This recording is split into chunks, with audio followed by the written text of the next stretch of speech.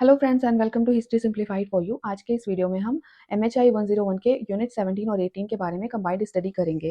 तो पहले हम देखते हैं बिजनेस कम्युनिटीज के, और इस यूनिट में हम लोग मिडिवल टाइम में यानी कि 7 टू 18 सेंचुरी के मेजर बिजनेस कम्युनिटीज के बारे में पढ़ रहे हैं जो यूरेशिया और इंडिया में ट्रेड को डोमिनेट करते थे। यहाँ पे इंपॉर्टेंट पॉइंट्स हैं, 1 ट्रेड नेटवर्क और मर्चेंट कम्युनिटीज का ग्रोथ कैसे हुआ, second Armenians, Jews, creamy merchants और अरब्स यूरेशियन ट्रेड में क्या रोल प्ले करते थे, और इंडियन मर्चेंट ग्रुप्स के बारे में जानेंगे जिसमें बंजारास, बनियाज, कतरीज, कोमातीस, चेतियार्स वगैरह वगैरह शामिल हैं। इनके बारे में आगे चल के हम देखेंगे। तो पहले हम आर्मेनियंस के बारे में देखते हैं। आर्मेनियंस को दुनिया के ओल्डेस्ट ट्रेडिंग कम्युनिटीज में गिना जाता है और ईस्ट इंडिया कंपनी भी ऐसा ही मानती थी। इनका ट्रेड नेटवर्क ऐसा मतलब इतना वास्ट था कि एशिया, यूरोप सभी जगह पे इनकी पहुंच थी। और इनका जो मेजर बेस था वो न्यू जुल्फा में था, इस्फान पर्शिया में। और आर्मेनियन ट्रेडिंग नेटवर्क जो था, मतलब ये थोड़ा डिक्लाइन हो रहा था परसो ओटोमन राइवलरी के कारण। इसकी वजह से इन लोगों ने 17 सेंचुरी में शाह अब्बास ने मेनली आर्मेनियंस को न्यू जुल्फा में रिलोकेट करने में मतलब हेल्प की, और वहां से उनका फिर से रिवाइवल हो पाया। तो उनको इनकरेज किया गया कि वो पर्शियन फॉरेन ट्रेड को एक्सपेंड करें, स्पेशली रॉ सिल्क वगैरह में इनका बहुत ज़्यादा डोमिनेंस था। ट्रेड एक्सपेंशन में आर्मेनियंस बंगाल, दिल्ली, आगरा, सूरत, रेड सी, पर्शियन गल्फ ट्रेड, ये सभी रूट्स में एक्टिव थे। और यूरोपियंस के आने के बाद के पहले से ही बंगाल के ट्रेड में भी इन्वॉल्व थे। तो हम देख लेते business agreement with east India company. तो 1688 में ख्वाजा पनूस कलंतर के साथ एग्रीमेंट हुआ, जो कि मतलब बंगाल गुड्स की सप्लाई जो है करते थे।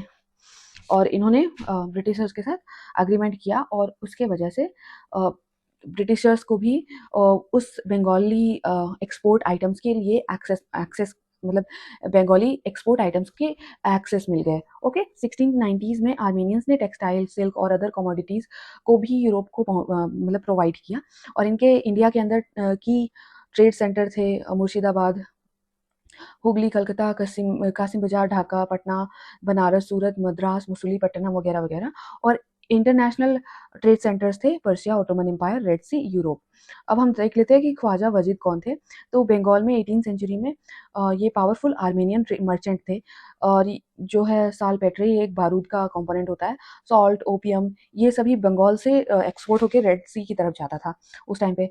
और इन्होंने मतलब ये पॉलिटिकल कनेक्शंस और नवाब आली वर्दी खान के साथ जो है डील्स वगैरह ये मेंटेन करते थे। ओके, 6 ट्रेडिंग शिप्स होती थी उनके पास उस टाइम पे, जो कि हुगली, जिद्दा, मोचा, बसरा, सूरत और मसूलीपट्टनम के बीच ट्रेड करती थी। तो आगे हम देख लेते हैं आर्मेनियंस के सक्सेस का कारण उनका networking skill, trust based system और मल्टीकल्चरल अडेप्टेबिलिटी जो है मेन रीजंस थे। उन्होंने हर जगह पे अपना स्ट्रॉन्ग बेस डेवलप किया और फ्लेक्सिबिलिटी के लिए वो ओपन थे, यानी कि कोई भी प्रॉफिटेबल कमोडिटी में उनको ट्रेड करना हो, उसके लिए रीलोकेट करना हो, नई स्किल्स सीखनी हो, नए कनेक्शंस बिठाने हो, तो they were very flexible in that regard. तो ये था उनकी सक्सेस का। फिर हम ज्यूस के बारे में देखते हैं। तो ज्यूस मर्चेंट जो था, ज्यूस मर्चेंट क्लास जो थी, वो ग्लोबल ट्रेड और फाइनेंस में बहुत मेजर रोल उनका था। बगदाद में 8 to 9 सेंचुरी में ज्यूइश बैंकर्स अब्बासिद खलीफत के फाइनेंशियल सिस्टम पे डोमिनेट करते थे। कायरो जेनीजा डॉक्यूमेंट्स 10th और 11th सेंचुरी के बारे में बताते हैं कि उनका एक बड़ा trade network India, Mediterranean, red sea, यहाँ सब तक फैला हुआ था। 1492 के स्पेनिश एक्सपल्शन के बाद कई ज्यूइश ऑटोमन एम्पायर पोर्टुगल और मिडल ईस्ट में शिफ्ट हुए, और मैरीटाइम ट्रेड और मतलब मैरीटाइम ट्रेड उनकी वजह से और भी ज़्यादा स्ट्रांग हो गया। ओके, अब देख लेते हैं करीमी मर्चेंट्स के बारे में। तो एक स्ट्रांग मर्चेंट गिल्ड था जो रेड सी और इंडियन ओशन में ऑपरेट करता था, और इनका मेन ट्रेड सेंटर जो था क्वेसिर अल कदीम, इजिप्ट, येमेन, साउथ अरेबिया और इंडिया में था। ये लोग spices, wheat, rice, sugar, silk, textile वगैरह में ट्रेड करते थे। और इनके पास एनुअल कन्वॉय मतलब इन्होंने बना दिए थे करीम फ्लीट से, जिसकी वजह से ये क्या करते थे कि पायरेट से खुद को प्रोटेक्ट करते थे। Okay, other merchant groups in Asia and Europe. तो इसमें मैंने एक टेबल लगा दी है मर्चेंट ग्रुप्स के बारे में, वो कौन सी रीजन से बिलोंग करते थे और उनका क्या की कंट्रीब्यूशन था। तो हम देख लेते हैं शॉर्टली। सॉडियंस जो है सेंट्रल एशिया और चाइना से बिलोंग करते थे, और सिल्क ट्रेड रूट पे और उनका डोमिनेंस रहता था। Chinese trader south east Asia, Indian ocean में जो है ट्रेड करते थे, और मैरीटाइम ट्रेड एक्सपेंशन वगैरह ये इन लोगों की कॉन्ट्रीब्यूशन से हो पाया। वेनेशियन ट्रेडर्स के बारे में जानते हैं हम थोड़ा बहुत। मेडिटेरेनियन, इजिप्ट और ये सभी रीजन से ये बिलोंग करते थे, और इजिप्शियन और सीरियन ट्रेड में इनका बहुत ज़्यादा कंट्रीब्यूशन रहता था। इसके बाद पोर्टुगीज़ ट्रेडर्स के बारे में देखते हैं तो लैटिन अमेरिका, इंडियन ओशन ये दोनों डायरेक्शन में फैले हुए थे और इन्होंने मैक्सिको, लीमा, सैंटो डोमिंगो ये सभी जगह पे ट्रेड सेंटर्स जो है एस्टैब्लिश किए। इस टेबल को आप पॉज़ करके इसका स्क्रीनशॉट लेकर के नोट्स बना सकते हैं। That will be helpful for major business communities in India के बारे में अब हम देख लेते हैं। तो पहला आता है बंजारास। ये नोमैडिक ट्रेडर कम्युनिटी होती थी, लॉन्ग डिस्टेंस ट्रांसपोर्ट वगैरह में स्पेशलाइज करते थे और ये लोग ग्रेन, सॉल्ट, शुगर, टिम्बर ये सभी चीज़ों में ट्रेड करते थे। टांडा सिस्टम था इनके पास। बंजारास बड़े बड़े कन्वॉय होते थे इनके और कभी कभी 20,000 जो है बैलों की सवारी, मतलब बैलों के बैलगाड़ी जो होती है ना, वो उस पर अपना सामान ट्रांसपोर्ट करते थे। तो इतने बड़े बड़े कन्वॉयज होते थे। मुगल एम्पायर जहांगीर ने बोला था कि बंजारा आर्मी के लिए ग्रेन सप्लाई जो है किया करते थे उस टाइम पे। और पीटर मंडी का कहना है कि बंजारा सेल्फ सफिशिएंट ट्रेडर्स होते थे और उनको किसी आउटसाइड हेल्प की जरूरत नहीं पड़ती थी। वो they could self regulate and self. Banias और अदर मर्चेंट ग्रुप्स के बारे में देखते हैं। तो बनिया इंडिया की सबसे बड़ी मर्चेंट कास्ट थी और ट्रेड, बैंकिंग और फाइनेंस में इनका मेजर रोल था। इंपॉर्टेंट सब ग्रुप्स भी आते हैं इसमें, अग्रवाल्स हरियाणा में, ओसवाल्स मारवाड़ में, मुल्तानीस पंजाब और दिल्ली रीजन में, बोहरा और पर्सीस गुजरात में, चेती तमिलनाडु में, कोमाती आंध्र प्रदेश में। इनका बिजनेस ऑर्गेनाइजेशन महाजन सिस्टम पे बेस्ड था, यानी कि मर्चेंट गिल्ड्स जो ट्रेड रेगुलेट करते थे वो। ओके, तो दलाल यानी कि ब्रोकर और सराफा मनी चार्जर्स या मनी लेंडर जो है ये मार्केट इंफॉर्मेशन और क्रेडिट सिस्टम मैनेज करते थे। फिर हम आ गए हैं 17th यूनिट की समरी पर। मिडिवल ट्रेड में जो है डायस्पोरिक बिजनेस कम्युनिटीज जो है बहुत बड़ा रोल प्ले करती थी और वो काफ़ी ये सभी ट्रेड को इस्टेब्लिश, मतलब स्प्रेड करने में हेल्प करती थी और आपस में इंटरैक्शन के जरिए जो ट्रेडिंग सीन होता था उसको बैलेंस करके रखती थी। और देख लेते हैं तो आर्मेनियंस, जूस, करीमी और अरब यूरेशियन ट्रेड में इन लोगों का बहुत इंपॉर्टेंट रोल था क्योंकि ये लॉन्ग डिस्टेंस ट्रेड में कंट्रीब्यूट करते थे। उसके बाद हम देखते हैं बंजारा, बनिया ये सभी इंडिया के अंदर जो ट्रेड था उसमें बहुत बड़ा रोल प्ले करते थे और इन कम्युनिटीज़ की वजह से ही जो है इम्पोर्ट एक्सपोर्ट पॉसिबल था।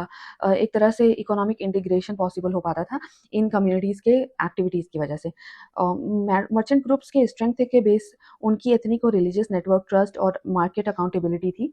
और 18th सेंचुरी के मिड तक यूरोपियन मर्चेंट्स डोमिनेट करने लगे थे बिकॉज ट्रेडिशनल एम्पायर्स वीकन हो गए थे। तो उसके साथ साथ जो ट्रेडिशनल मर्चेंट ग्रुप्स थे उनकी भी पावर थोड़ी सी कम हो गई थी because they were not secure और सेफ एनीमोर, राइट। तो ये चैप्टर यहीं पे खत्म होता है। मूव टू यूनिट 18 जो कि है कमर्शियल प्रैक्टिसेस। इसमें हम देखेंगे कि मिडिवल पीरियड जो कि 1000 से 1300 सेंचुरी में कमर्शियल ट्रांजैक्शंस और बिजनेस प्रैक्टिसेस के मतलब इवोल्यूशन के लिए जाना जाता है, उसके बारे में हम बात करेंगे। इसमें ट्रेड नेटवर्क का ग्रोथ देखेंगे, मार्केट और फेयर्स के डेवलपमेंट देखेंगे, मर्चेंट्स का रोल देखेंगे, new new systems of credit, banking, accounting ये सभी के बारे में हम जानेंगे। तो यूरोपियन कॉमर्स एक्सपेंशन भी हुआ इस टाइम पे 1000 से लेकर 1300 सेंचुरी में। अर्बनाइजेशन, पॉपुलेशन ग्रोथ और टेक्नोलॉजिकल एडवांसमेंट ने यूरोप में कॉमर्स बढ़ा दिया। मेजर सिटीज वेनिस, जिनोवा, पीसा, मिलान, फ्लोरेंस ये सभी मेजर कमर्शियल सेंटर्स बन गए और मैरीटाइम ट्रेड में इनिशियली पोर्टुगीज लीड कर रहा था, लेकिन बाद में इंग्लैंड, हॉलैंड, फ्रांस ये सब डोमिनेट करने लग गए। आगे चल के 14 टू 17 सेंचुरी तक इन लोगों की पावर बहुत ज़्यादा लॉन्ग लास्टिंग थी और बहुत ज़्यादा बड़ी थी, जिसके कंपैरिजन में पोर्टुगीज जो है जल्दी ही धराशायी हो गए थे। तो पैटर्न ऑफ ट्रेड में देखते हैं। तो ट्रेड में मेनली ये आइटम्स इन्वॉल्व रहते थे, स्टेपल गुड यानी कि ग्रेन्स, सॉल्ट वगैरह। फिर लग्जरी आइटम्स में स्पाइसेस, सिल्क, परफ्यूम आते हैं। मेटल में गोल्ड, सिल्वर वगैरह आते हैं। तो स्लेव्स और हॉर्सेस का भी ट्रेड होता था और ये इन एरियाज में होता था। इंडिया से स्पाइस और टेक्सटाइल का एक्सपोर्ट किया जाता था। अफ्रीका और अमेरिका से गोल्ड, सिल्वर, स्लेव्स की सप्लाई होती थी। अरब रीजन से हॉर्सेस, सिल्क, वाइन ये सभी बेचे जाते थे बाहर। और बेजेंटाइन एम्पायर से लग्जरी गुड्स का मेजर जो है एक्सपोर्ट होता था। ओके, और ये सभी चीज़ें जैसे नॉर्थ वेस्ट यूरोप में सप्लाई होकर के जाती थी और यहाँ पे ट्रेडिंग इंटरमीडिएटरीज भी थे, उनको फ्री सीएंस नाम से जाना जाता था। और कुछ coastal trading cities, suppose Italy के मेजर मेजर जो ट्रेडिंग सेंटर्स थे वो चीज़ें बाहर से एक्सपोर्ट करके लाते थे यूरोप के अंदर में और अपने आप को सेलर, मतलब खुद सेलर बन करके वो यूरोप के अंदर सेल करते थे। तो they also acted as mediator.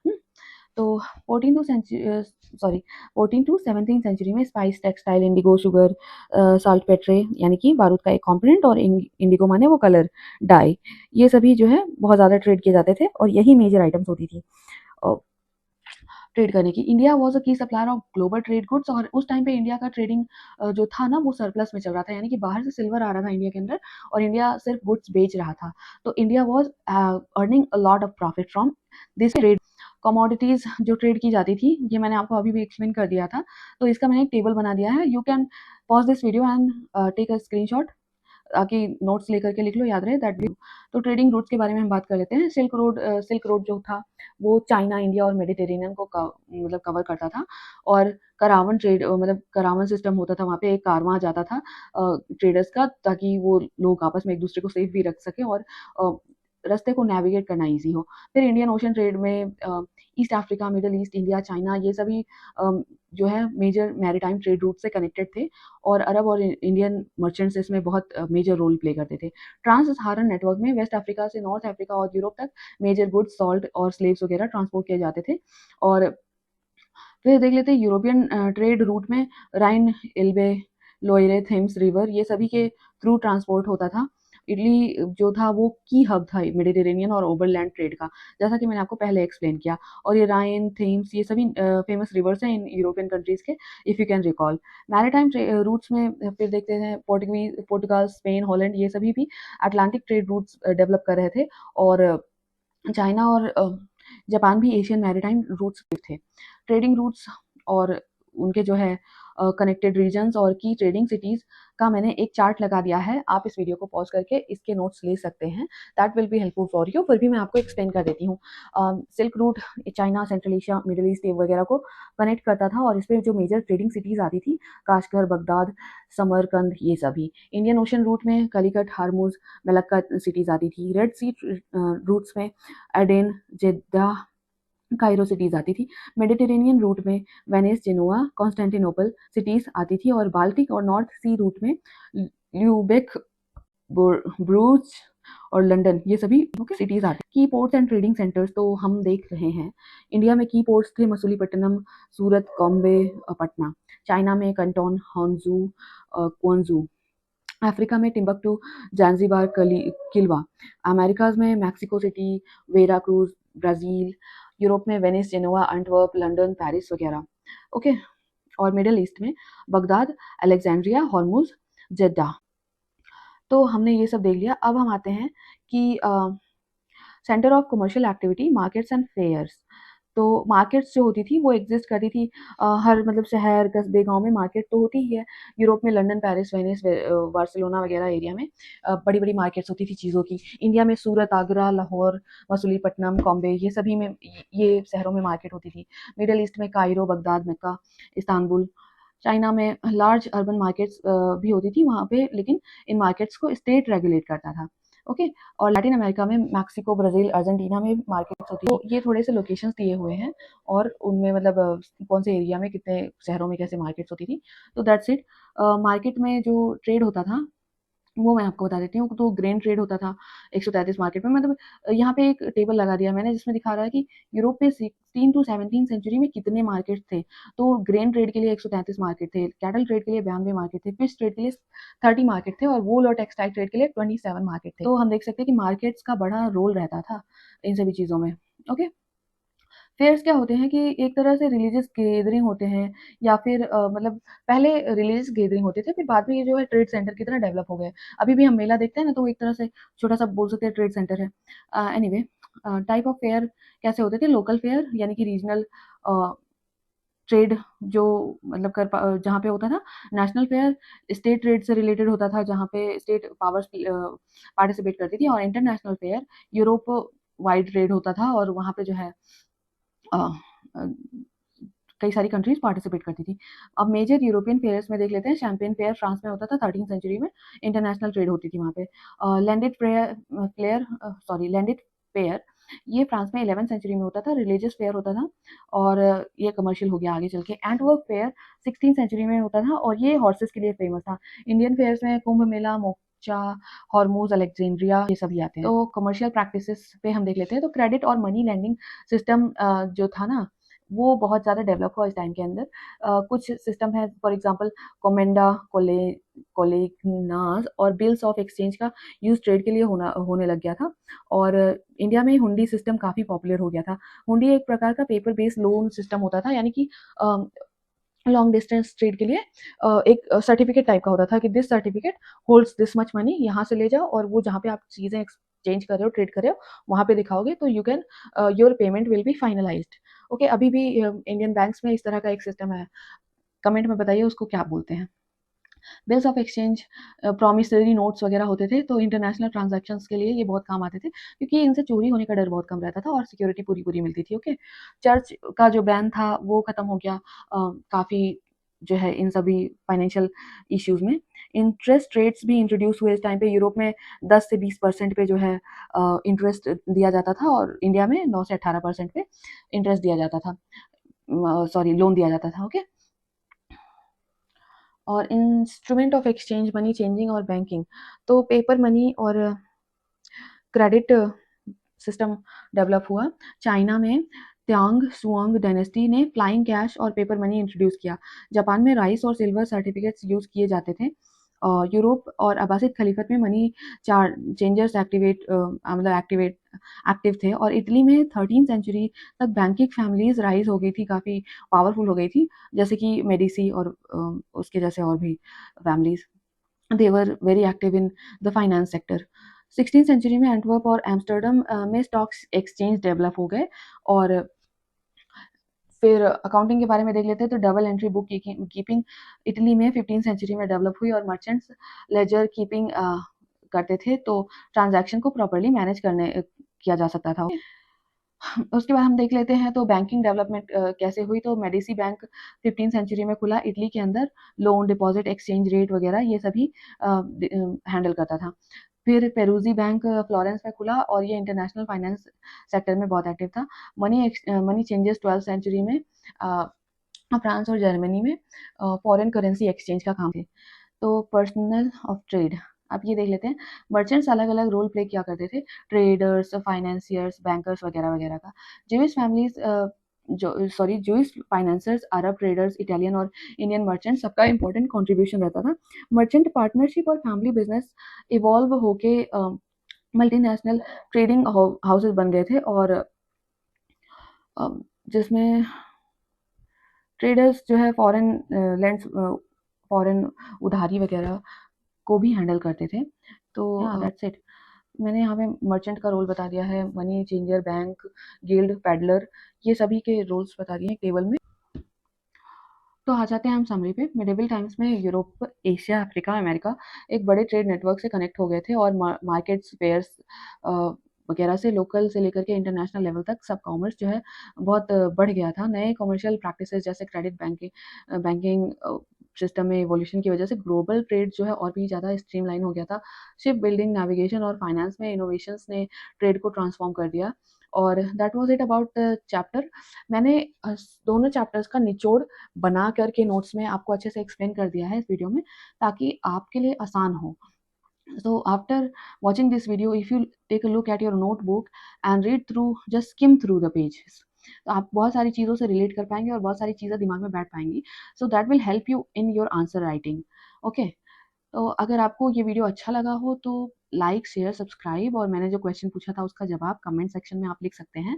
इसके अलावा अपने दोस्तों के साथ इस वीडियो को शेयर कीजिए, ताकि वो भी अपने एग्जाम की प्रिपरेशन कर सके इस चैनल के थ्रू, और इस चैनल पे भी लोगों की रीच बढ़े, क्योंकि मैं ऐसा सोच रही हूँ कि 200-300 सब्सक्राइबर्स और बढ़ जाते हैं ना, तो मैं आप लोगों को फ्री में PDF नोट्स प्रोवाइड करूँगी।